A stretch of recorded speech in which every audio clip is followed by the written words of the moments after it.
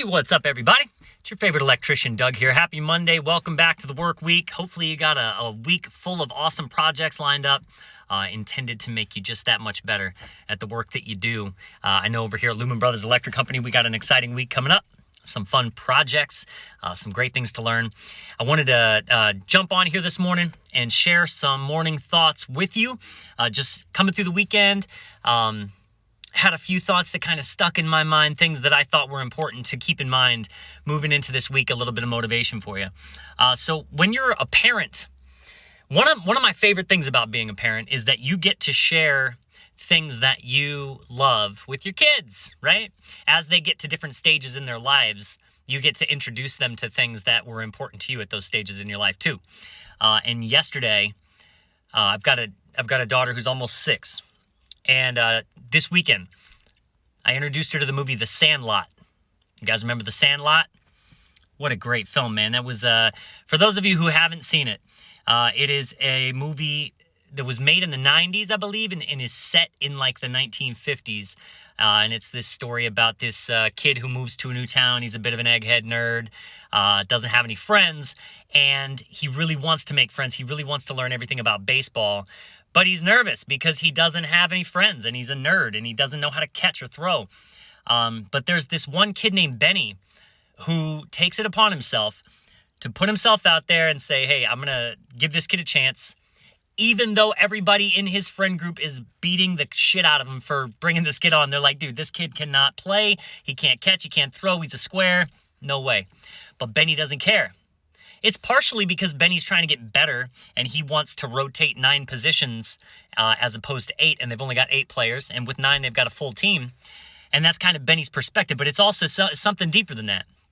You know, Benny's got a big heart, and he takes a second to help this kid and to make an effort to help this kid. And there's something that he says early on when he brings Smalls out to the field, out to the sandlot to play for the first time, and he hits him a ball.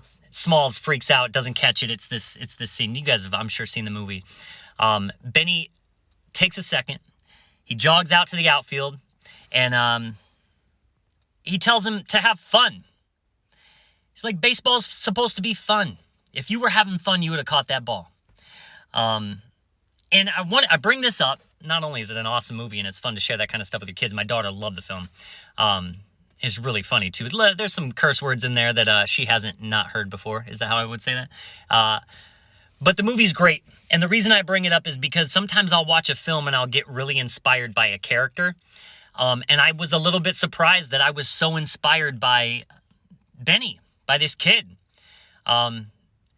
Because this kid has this innate compulsion to do the right thing. Like, he even he puts himself in jeopardy at the end of the film to solve the problem for Smalls. And his advice to just have fun. All of that stuff kind of really stuck with me after that film. I was like, man, Benny's a great example that it just takes one person to reach out to somebody else and say, I can help with that. Or, are you okay? How are you doing? You can do this. You might not have the skills right now, but you will. It just takes one person believing in you sometimes before you begin to believe in yourself.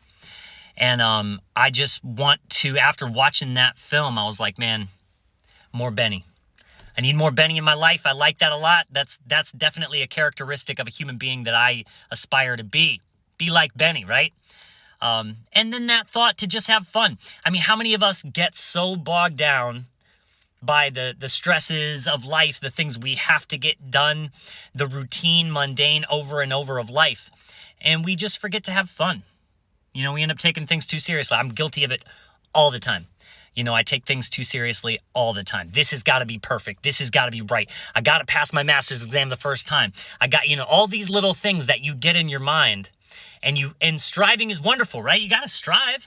You got to try to get somewhere and do something and be somebody. There's nothing wrong with that. That's the whole point. But don't forget to have fun. The whole point should be fun, right? I mean, when you're having a good time, when you're feeling playful, life is better. The work that you do is better, I think.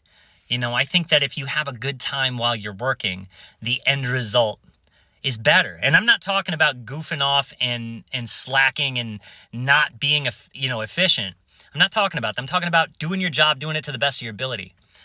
But laughing, joking, having a good time, enjoying the process. I think that equates to a better finished product.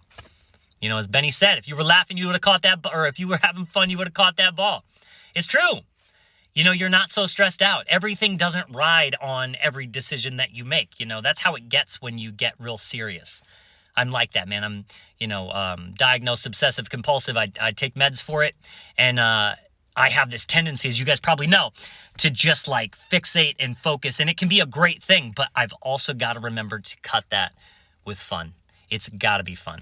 And so I was kind of taken aback by how inspired I was by this little kid's character and how much I want more of that in my life. Just to take a second and reach out and say, hey, you good? Here's my baseball glove. If you don't have one, here's my hat. Burn yours. Just to try to help somebody turn a corner. And then I was having a conversation this weekend with my friend Shane, who's a tattoo artist. And he was telling this story about how when he was living in Albuquerque, one of his neighbors was like a 70-year-old guy, and he got this big German Shepherd, this beautiful German Shepherd. And he noticed that pretty quickly the dog was being crated a lot. He never really left the house. And he talked to his neighbor about it, and the guy said, yeah, he's just a little too big for me. The guy's in his 70s. And so Shane said he just took a half an hour every day. He'd walk his dogs, and then he'd come back and he'd walk his neighbor's dog. It only takes a half an hour, and it's great to get to spend that time with a dog. But how many people take that time? And I just hearing him say that was like, man, that's Benny energy right there. That's be like Benny. If it weren't for Shane taking that half hour a day, that dog's life would be limited to his crate and his run, and that's it. And a lot of people might say, well, it's just a dog. No way, man. That's a living thing. Could you imagine being a dog, being a beautiful dog, a big, beautiful beast of an animal, and never getting to open up and run? You must have done something bad in a previous life if you believe in that sort of thing if you're a dog. But then here comes this guy, Shane, Benny. And he says, hey, dog, I'll put some time in. I'll make the effort. I'll reach out. And so I just wanted to come out here today with a real quick episode and just say, hey, don't forget to reach out. Don't forget to be somebody for somebody else who you see might need a little bit of encouragement. If you see somebody who's maybe wants to make a shift, maybe wants to do something different in their life, but they're nervous, they don't believe in themselves, show them how, It's a really good thing. And don't forget also, have fun. If you're having fun, you'd have caught that ball, right? So anyway, that's it. Weekend experience, morning thoughts, a little motivation for your week. Hope y'all are kicking ass out there. I'm enjoying watching all your video content. This community is phenomenal. So everybody keep up the great work. And like I said, we'll be coming back with some new interviews and episodes shortly after I get past this master's exam. And we'll be back on track. New merch coming soon as well. Y'all have a great week.